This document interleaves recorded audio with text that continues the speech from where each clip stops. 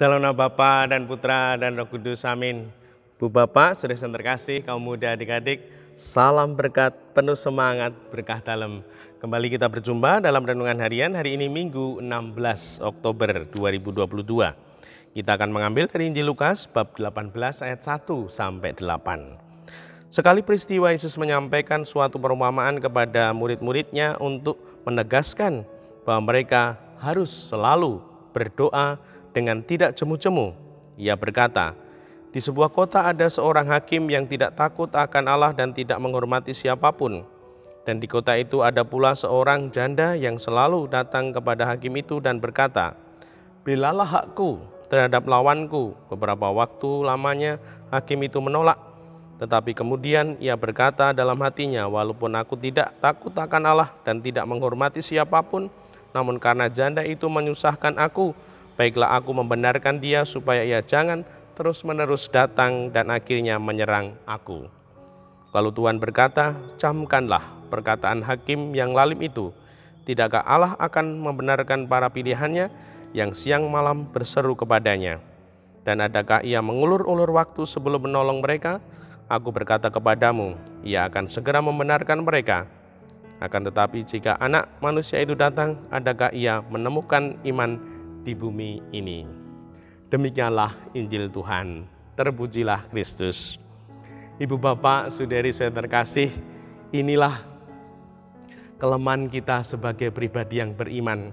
Seringkali kita berdoa satu kali atau dua kali novena, devosi, belum dikabulkan, lalu kemudian kita menyerah, kita ngelokro, kita tidak semangat lagi.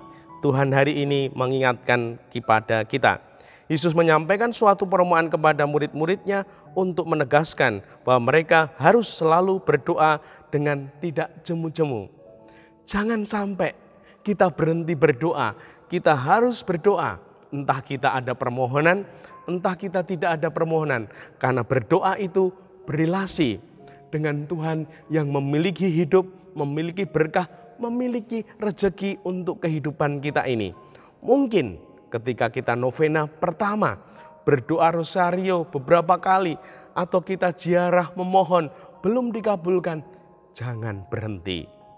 Tuhan mengingatkan kita, Tuhan belum melihat waktu yang pas, waktu yang indah, waktu yang tepat untuk kita, supaya Tuhan menyatakan berkat-Nya. Dan semoga kita sungguh-sungguh setia, sabar, dan tekun, berbuah dalam ketekunan.